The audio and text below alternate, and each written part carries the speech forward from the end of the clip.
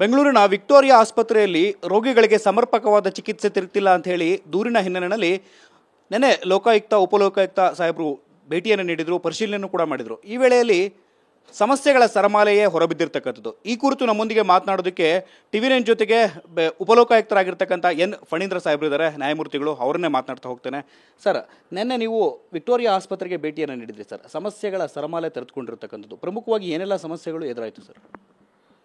ಈ ವಿಕ್ಟೋರಿಯಾ ಆಸ್ಪತ್ರೆಗೆ ಬಗ್ಗೆ ಭಾಳಷ್ಟು ದಿನಗಳಿಂದ ಸಾಕಷ್ಟು ದೂರುಗಳೆಲ್ಲ ಬಂದಿದ್ದು. ಅಂದರೆ ಅಲ್ಲಿ ಕ್ಲೀನ್ಲಿನೆಸ್ ಇಲ್ಲ, ಡಾಕ್ಟರ್ಸು ಟೈಮ್ ಟು ಟೈಮ್ ಬಂದು ಅಟೆಂಡ್ ಮಾಡೋದಿಲ್ಲ, ಆಮೇಲೆ ಸರಿಯಾಗಿ ಗೈಡೆನ್ಸ್ ಇಲ್ಲ ಪೇಷಂಟ್ಸ್ಗೆ, ಸರಿಯಾದ ರೀತಿಯಲ್ಲಿ ಆಪರೇಷನ್ ಟೈಮಿಗೆ ಸರಿಯಾಗಿ ಮಾಡೋದಿಲ್ಲ, ಚಿಕಿತ್ಸೆ ಸರಿಯಾಗಿ ಕೊಡೋದಿಲ್ಲ.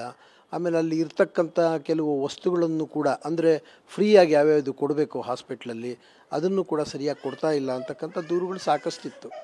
ಇದರ ಮೇರೆಗೆ ನಾವು 3 ಜನ ಅಂದರೆ ಲೋಕಾಯುಕ್ತರು ಮತ್ತು ನಾನು ಮತ್ತು ನಮ್ಮ ಸಹೋದರರಾದಂಥ ಶ್ರೀ ವೀರಪ್ಪನವರು ಇವರೆಲ್ಲರೂ ಒಂದು ಟೀಮ್ ಮಾಡ್ಕೊಂಡು 3 ಟೀಮ್ ಮಾಡಿಕೊಂಡು ಒಬ್ಬೊಬ್ರದ್ದು ಒಂದೊಂದು ಟೀಮು ಮಾಡಿಕೊಂಡು ಆಸ್ಪತ್ರೆಯ 3 ವಿಭಾಗಗಳನ್ನು ನಾವು ನಿನ್ನೆ ದಿವಸ ಭೇಟಿ ಮಾಡಿದ್ವಿ. ನಾನು ಟ್ರಾಮಾ ಸೆಂಟರ್ನಲ್ಲಿ ನಾನಿದ್ದೆ, ಮತ್ತು ಮೆಡಿಸಿನ್ಸ್ ಚೆಕ್ ಮಾಡೋದ್ರಲ್ಲಿ ನಮ್ಮ ವೀರಪ್ಪನವ್ರು ಹೋದರು, ಮತ್ತು ಇದಕ್ಕೆ ನಮ್ಮ ಲೋಕಾಯುಕ್ತರು ಒಂದು ಭಾಗವನ್ನು ಅವರು ವಿಸಿಟ್ ಮಾಡಿದ್ರು. ನಾನು ಹೋದ ಜಾಗದಲ್ಲಿ ಹೋದ ತಕ್ಷಣ ನಾನು ನೋಡಿದ್ದೇನಪ್ಪ ಅಂತಂದರೆ, ಒಬ್ಬ ವ್ಯಕ್ತಿ ಇನ್ನು ಅವನಿಗೆ ಪಾಯ್ಸನ್ ತೊಗೊಂಡ್ಬಿಟ್ಟಿದ್ದ. ಅವನ್ನ ಟ್ರೇ ಮನೇಲಿ ಈಚೆ ಕಡೆಯಿಂದ ಮಲಗಿಸಿದ್ರು. ಅವರ ಬ್ರದರ್ ಒಬ್ಬ ನನ್ನ ಹತ್ರ ಬಂದುಬಿಟ್ಟು, ಸರ್ ನಾವು ಬಂದು ಬೆಳಿಗ್ಗೆಯಿಂದ ಕಾಯ್ತಾ ಇದ್ದೀವಿ, ಪಾಯ್ಸನ್ ತೊಗೊಂಡಿದ್ದಾನೆ, ಯಾರೂ ಡಾಕ್ಟ್ರು ಸರಿಯಾಗಿ ರೆಸ್ಪಾಂಡ್ ಮಾಡ್ತಾಯಿಲ್ಲ, ಇನ್ನು ಒಳಕ್ಕೆ ಅಡ್ಮಿಟ್ಟೇ ಮಾಡ್ಕೊಂಡಿಲ್ಲ, ನಮ್ಮನ್ನು ಈಗ ಹಾಕಿದ್ದಾರೆ ಅಂತ ಹೇಳಿದ್ರು. ತಕ್ಷಣ ನಾನು ಯಾರು ಡಾಕ್ಟ್ರು ಏನು ಎತ್ತ ಹೆಡ್ ಆಫ್ ದಿ ಡಿಪಾರ್ಟ್ಮೆಂಟ್ ಯಾರು ಇಲ್ಲಿ ಅಂತಂದು, ಅವಾಗ ಬಾಲಾಜಿ ಅಂತ ಡಾಕ್ಟ್ರು ಮತ್ತು ಮಂಜುನಾಥ್ ಅಂತ ಇನ್ನೊಬ್ಬ ಡಾಕ್ಟ್ರು ಕೂಡ ಬಂದು ಇಲ್ಲ ಸರ್ ಈಗ ತಕ್ಷಣ ನಾವು ಅವ್ರನ್ನ ನೋಡಿ ಅಡ್ಮಿಟ್ ಮಾಡ್ಕೋತೀವಿ ಅಂತ ಹೇಳಿದರು. ಅವಾಗ ನಾವು ಹೇಳಿದ್ವಿ, ಅಲ್ಲರಿ ಎಷ್ಟು ದಿನ ಬಂದು ಬೆಳಗ್ಗೆಯಿಂದ ಮಧ್ಯಾಹ್ನದಿಂದ ಬಂದು ಅವ್ರು ಕಾಯ್ತಾಯಿದ್ರು, ಪಾಯ್ಸನ್ ತೊಗೊಂಡಿದ್ದಾನೆ ಅವನು. ಇಲ್ಲ ಸರ್, ಪ್ರಿಲಿಮಿನರಿ ಟ್ರೀಟ್ಮೆಂಟನ್ನು ಕೊಟ್ಟಿದ್ವಿ, ನಾವು ಅಡ್ಮಿಷನ್ ಮಾಡ್ಕೊಂಡ್ಮೇಲೆ ನಾವು ವಾರ್ಡಿಗೆ ಶಿಫ್ಟ್ ಮಾಡ್ತೀವಿ ಅಂತಂದ್ರೆ ಅವ್ರುಗಳು ಅಂತ ಅಳ್ತಾಯಿದ್ರು. ಪಾಪ ಅವರ ಕಷ್ಟ ಅವ್ರಿಗೆ. ಹಾಗೆ ಕೆಲವು ಸನ್ನಿವೇಶಗಳನ್ನು ನಾವು ನೋಡಿದಾಗ ಈಚೆ ಕಡೆ ಸುಮಾರು ಜನ ಪೇಷಂಟ್ಸ್ ಇದ್ದರು, ಕೆಲವರು ಅಟೆಂಡ್ ಮಾಡ್ತಾಯಿದ್ರು, ಕೆಲವ್ರನ್ನ ಅಟೆಂಡ್ ಮಾಡ್ದಿರಾ ಅವ್ರನ್ನ ವಿಚಾರಿಸಿದ್ವಿ, ಯಾಕೆ ಈ ಥರ ನೀವು ಮಾಡ್ತಾಯಿದ್ದೀರಾ ಅಂತಂದು. ಸರ್ ನಮ್ಗೆ ICU ಫುಲ್ ಶಾರ್ಟೇಜ್ ಇದೆ, ಆಮೇಲೆ ಸ್ಟಾಫ್ ಇಲ್ಲ, ತುಂಬ ತೊಂದರೆ ನಮಗೂ ಇದೆ, ಆದರೂ ನಾವು ಆದಷ್ಟು ಕ್ರಮ ವಹಿಸಿ ಮಾಡ್ತಾಯಿದ್ದೀವಿ ಅಂತಂದರು. ಆದರೆ ಅವರ ಕಷ್ಟ ಸುಖ ಹೇಳ್ಕೊಂಡ್ರೆ ಜನಗಳಿಗೇನು ಅನುಕೂಲ ಆದಾಗುತ್ತೆ. ಅದಕ್ಕೋಸ್ಕರ ಇದಕ್ಕೆ ಸರ್ಕಾರನೂ ಕೂಡ ಇದ್ರ ಬಗ್ಗೆ ಗಮನ ತಗೋಬೇಕು ಅಂತನ್ನೋ ಉದ್ದೇಶದಿಂದ ನಾವು ಅವ್ರಿಗೂ ಕೂಡ ಡಾಕ್ಟರ್ಸ್ಗೆ ಏನೇನು ತೊಂದರೆಗಳು ನಿಮಗಿದೆ ಅಂತ ನೀವು ಹೇಳಿ, ಜನಗಳಿಗೆ ಏನು ತೊಂದರೆ ಆಗ್ತಾ ಇದೆ ಅಂತಂದು ನಾವು ಸರ್ಕಾರದ ಗಮನಕ್ಕೂ ತರ್ತೀವಿ. ಇದನ್ನು ಸರಿಯಲ್ಲ, ಅವನು ಪಾಯ್ಸನ್ ತೊಗೊಂಡಿದ್ದಾನೆ, ನೀವು ನೋಡೋಷ್ಟ್ರೊಳಗೆ ಒಂದು ಸತೆ ಹೋಗ್ಬಿಟ್ರೆ ಏನು ಮಾಡಬೇಕು ಅಂತಕ್ಕಂಥ ಅವ್ರಿಗೂ ಸರಿಯಾದ ಗೈಡೆನ್ಸನ್ನು ನಾವು ಕೊಟ್ವಿ. ಬೆಂಗಳೂರಿನ ಪ್ರತಿಷ್ಠಿತ ಆಸ್ಪತ್ರೆಗಳಲ್ಲಿ ಒಂದು ಸರ್ ವಿಕ್ಟೋರಿಯಾ ಆಸ್ಪತ್ರೆ. ವಿಕ್ಟೋರಿಯಾ ಆಸ್ಪತ್ರೆಗೆ ಸಾಕಷ್ಟು ರೋಗಿಗಳು, ಜನಸಾಮಾನ್ಯರು, ಬಡವರೇ ಸಾಕಷ್ಟು ಬಹುಪಾಲು ಸಂಖ್ಯೆಯಲ್ಲಿ ಆಗಮಿಸ್ತಕ್ಕಂಥದ್ದು. ಇಂಥವ್ರಿಗೆ ಈ ರೀತಿಯ ಪರಿಸ್ಥಿತಿ ಒದಗಿ ಬಂದರೆ ಯಾವ ಆಸ್ಪತ್ರೆಗೆ ಹೋಗಬೇಕು, ಯಾರನ್ನು ಕೇಳಬೇಕು ಅಂತ? ಹೌದು, ಕರೆಕ್ಟ್. ಅದು ಸರ್ಕಾರ ಇದ್ರ ಬಗ್ಗೆ ಸಾಕಷ್ಟು ಗಮನ ಹರಿಸಬೇಕು. ಅಂಥ ದೊಡ್ಡ ಆಸ್ಪತ್ರೆ ಇರ್ತಕ್ಕಂಥ ಸಮಯದಲ್ಲಿ, ಯಾಕೆಂದರೆ ಬೆಂಗಳೂರು ದಿನ ದಿನ ದಿನ ದಿನ ಬೆಳೀತಾ ಇದೆ, ರೋಗಗಳ ಆಗರ ಆಗಿಬಿಟ್ಟಿದೆ ಬೆಂಗಳೂರು. ಇವತ್ತಿನ ದಿವಸ ನಾವು ನೋಡಿದ್ರೆ ಏರ್ಪೋರ್ಟಿಂದ ಬರೋರೆಲ್ಲರೂ ಬೇರೆ ಬೇರೆ ಕಂಟ್ರಿಯಿಂದ ಬರೋರು ನೀವು ಕಂಡಾಗೆ ಬಂದದ್ದೆಲ್ಲ ಬೇರೆ ಕಂಟ್ರಿಗಳಿಂದ ಬಂದರೆ ರೋಗಗಳನ್ನ ತಗೊಂಡೇನೆ ನಮ್ಮ ಇದಕ್ಕೆ ಬರ್ತಾರೆ. ಅಂಥ ಸಂದರ್ಭಗಳಲ್ಲಿ ನಮಗೆ ಸಫಿಷಿಯೆಂಟಾಗಿ ಆಸ್ಪತ್ರೆಗಳು, ಅದು ವೆಲ್ ಎಕ್ವಿಪ್ಡ್ ಹಾಸ್ಪಿಟ್ಲ್ಗಳು ಬೇಕು, ಎಲ್ಲ ಸಲಕರಣೆ ಸವಲತ್ತುಗಳು ಇರ್ತಕ್ಕಂಥ ಆಸ್ಪತ್ರೆಗಳು ಬೇಕು. ಮತ್ತು ನಮ್ಮ ಬೆಂಗಳೂರಿನ ಜನಸಂಖ್ಯೆ ಏನು ಕಮ್ಮಿ ಇಲ್ಲ ಇವತ್ತಿನ ದಿವಸ. ಸಾಹುಕಾರರುಗಳು ಅವರು ಇವರು ಎಲ್ಲರೂ ಬೇಕಾದಂಥ ಆಸ್ಪತ್ರೆಗಳಿಗೆ ಹೋಗ್ತಾರೆ, ಟ್ರೀಟ್ಮೆಂಟ್ಗಳು ತಗೋತಾರೆ. ಬಡವ್ರು ಏನು ಮಾಡಬೇಕು ಇವತ್ತಿನ ದಿವಸ? ಬಡವ್ರಿಗೋಸ್ಕರ ಇರ್ತಕ್ಕಂಥದ್ದು ಇದು ಸರ್ಕಾರಿ ಆಸ್ಪತ್ರೆಗಳು. ಆ ಸರ್ಕಾರಿ ಆಸ್ಪತ್ರೆಗಳನ್ನು ಯಾವಾಗಲೂ ಬೇರೆ ಹಾಸ್ಪಿಟ್ಲಿಗಿನ್ನ ಮೇಲ್ಮಟ್ಟದಲ್ಲಿ ಇಡೋದಕ್ಕೆ ಸರ್ಕಾರ ಯಾವಾಗಲೂ ಪ್ರಯತ್ನವನ್ನು ಮಾಡಬೇಕು.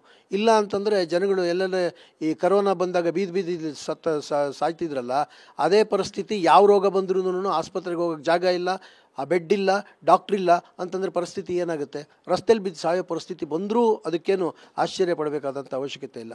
ಅದಕ್ಕೋಸ್ಕರ ನಾನು ಹೇಳೋದು, ಈಗಲೇ ಸರ್ಕಾರಗಳು ಎಚ್ಚೆತ್ಕೋಬೇಕು. ಇಂಥ ಹಾಸ್ಪಿಟ್ಲ್ಗಳು ಎಲ್ಲ ವಿಸಿಟ್ ಮಾಡ್ತಾರೆ, ಮಿನಿಸ್ಟ್ರು ಹೋಗ್ತಾರೆ, ಚೀಫ್ ಮಿನಿಸ್ಟ್ರು ಹೋಗ್ತಾರೆ, ಎಲ್ಲರೂ ಹೋಗ್ತಾರೆ. ಆದರೂ ಹೋದ ಮೇಲೂ ಕೂಡ ಅದರ ಒಂದು ಪರಿವರ್ತನೆ ಆಗಲಿಲ್ಲ ಅಂತಂದರೆ ಏನು ಪ್ರಯೋಜನ ಆಗುತ್ತೆ? ಅದಕ್ಕೋಸ್ಕರ ಅವರು ಇದನ್ನು ಸಂಪೂರ್ಣವಾಗಿ ಗಮನ ಹರಿಸಿ ಅದರ ಬಗ್ಗೆ ಕ್ರಮ ತಗೊಳ್ಬೇಕಾದಂಥ ಅವಶ್ಯಕತೆ ಇದೆ. ಸರ್, ರಾಜ್ಯಾದ್ಯಂತ 70,000ಕ್ಕೂ ಹೆಚ್ಚು ಡೆಂಗಿ ಪ್ರಕರಣಗಳು ವರದಿಯಾಗಿರ್ತಕ್ಕಂಥದ್ದು. ಡೆಂಗಿ ಮಹಾಮಾರಿ ಹಬ್ತಾನೆ ಇದೆ.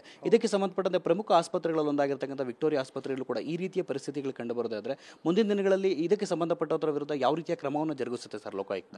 ಆದರೆ ಡೆಂಗ್ಯೂ ನಾನು ನೋಡಿದಾಗೆ, ನಾನು ಟ್ರಾಮಾ ಸೆಂಟರ್ನಲ್ಲಿ ಇದ್ದಾಗ ಅದಕ್ಕೆ ಅಂತಲೇ ಒಂದು ಫ್ಲೋರನ್ನು ಮಾಡಿಬಿಟ್ಟಿದ್ದಾರೆ ಪಾಪ ಅವರು. ಇಲ್ಲಿ ಟ್ರಾಮಾ ಸೆಂಟರ್ನಲ್ಲಿ ನಾನು ನೋಡಿದಾಗೆ ಡೆಂಗ್ಯೂ ಕರೆಕ್ಟಾಗಿ ಅಡ್ರೆಸ್ ಮಾಡಿದ್ದಾರೆ. ಆ ವಿಕ್ಟೋರಿಯಾ ಹಾಸ್ಪಿಟ್ಲಿಗೆ ಬಂದವ್ರನ್ನ ಡೆಂಗ್ಯೂ ಇದಕ್ಕೆಲ್ಲನೂ ಸಪ್ರೇಟಾಗಿ ಅದನ್ನಿಟ್ಟು ಅದಕ್ಕೆಲ್ಲನೂ ಸರಿಯಾಗಿ ನೋಡ್ತಾ ಇದ್ದಾರೆ.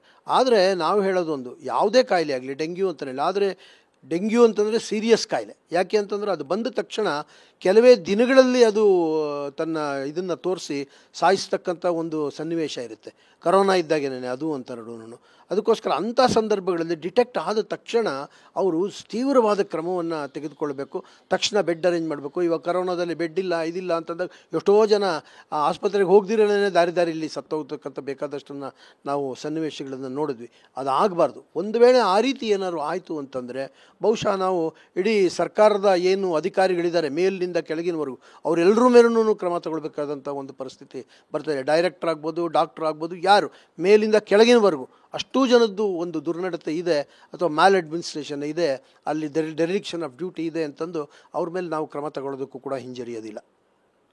ಇದಿಷ್ಟು ಕೂಡ ಉಪಲೋಕಾಯುಕ್ತರಾಗಿರ್ತಕ್ಕಂಥ ಎನ್ ಫಣೀಂದ್ರ ಅವರು ಹೇಳ್ತಿರ್ತಕ್ಕಂಥ ಮತ್ತು ಒಟ್ಟಾರೆಯಾಗಿ ಈ ಒಂದು ನಿಟ್ಟಿನಲ್ಲಿ ದುರ್ನಡತೆ ಕಂಡು ಬಂದಿದ್ದೆ. ಆದರೆ ಎಲ್ಲ ವೈದ್ಯಾಧಿಕಾರಿಗಳು ಹಾಗೂ ಸರ್ಕಾರದ ವಿರುದ್ಧವೂ ಕೂಡ ಸರ್ಕಾರಕ್ಕೆ ಸಂಬಂಧಪಟ್ಟಂಥ ಅಧಿಕಾರಿಗಳು ಹಾಗೂ ಇತರೆ ಇದ್ದುಳಿದ ಸಿಬ್ಬಂದಿಗಳ ವರ್ಗವರೆಗೂ ಕೂಡ ಅವರೆಲ್ಲರ ವಿರುದ್ಧವೂ ಕೂಡ ನಾವು ನಿರ್ದಾಕ್ಷಿಣ್ಯ ಕ್ರಮವನ್ನು ಜರುಗಿಸ್ತೇವೆ ಅಂತ ಹೇಳ್ತಿದ್ದಾರೆ. ಎಸ್ ಸರ್, ಇನ್ನೊಂದು ಮಾತು ತಮ್ಗೆ ಹೇಳೋದಕ್ಕೆ ಇಷ್ಟಪಡ್ತೀನಿ.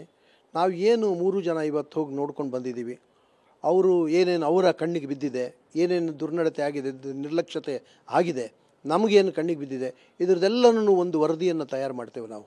ಯಾರ್ಯಾರ್ದು ನಿರ್ಲಕ್ಷ್ಯತೆ ಇತ್ತು ಇವತ್ತಿನ ದಿವಸ ನಾವು ನೋಡಿದಾಗ ಯಾರ್ಯಾರ್ದು ನಿರ್ಲಕ್ಷ್ಯತೆ ಇತ್ತು ಅವ್ರ ಮೇಲೆ ಏನಾದ್ರು ಒಂದು ಕೇಸನ್ನು ಕೂಡ ನಾನು ರಿಜಿಸ್ಟರ್ ಮಾಡ್ಕೋತಾ ಇದ್ದೀವಿ. ಅವರು ರಿಜಿಸ್ಟರ್ ಮಾಡ್ಕೋತಾ ಇದ್ದಾರೆ. ರಿಜಿಸ್ಟರ್ ಮಾಡ್ಕೊಂಡ ನಂತರ ಇದನ್ನು ಅವ್ರಿಗೆ ನೋಟಿಸ್ ಕೊಡ್ತೀವಿ. ಈ ಥರ ಮಾಡಿದ್ದೀರಾ ನೀವು, ನಿಮ್ಮ ಮೇಲೆ ಯಾಕೆ ನಾವು ಕಾನೂನು ಪ್ರಕಾರವಾಗಿ ಕ್ರಮ ತಗೋಬಾರ್ದು, ನೀವು ಏನು ವರದಿ ಕೊಡ್ತೀರಾ, ಯಾಕಿದು ಈ ಥರ ಆಗಿದೆ, ಕರೆಕ್ಟಿವ್ ಮೆಷರ್ಸು ನೀವು ಎಷ್ಟು ದಿನದಲ್ಲಿ ತೊಗೊಂಡು ನಮ್ಗೆ ವರದಿ ಕೊಡ್ತೀರಾ ಅಂತಂದು ಅವ್ರು ಕರೆಕ್ಟಿವ್ ಮೆಷರ್ಸ್ ತಗೊಂಡ್ರೆ ಬಹುಶಃ ಅವ್ರಿಗೆ ಸನ್ನಿವೇಶಕ್ಕೆ ಅನುಗುಣವಾಗಿ ಅವರು ಕೈ ಮೀರಿ ಹೋಗಿದ್ದರೆ ಒಂದು ವೇಳೆ ಅಂಥವ್ರ ಮೇಲೆ ಆ್ಯಕ್ಷನ್ ತೊಗೊಳ್ಳೋದು, ಅಥವಾ ಅವರು ಅವಶ್ಯಕತೆ ಇಲ್ಲದಿರೇ ಅವರು ದುರ್ನಡತೆ ಇದು ಮಾಡಿದ್ದಾರೆ ಅಂತಂದ್ರೆ ಅವ್ರ ಮೇಲೂ ಕ್ರಮ ತೊಗೋತೀವಿ.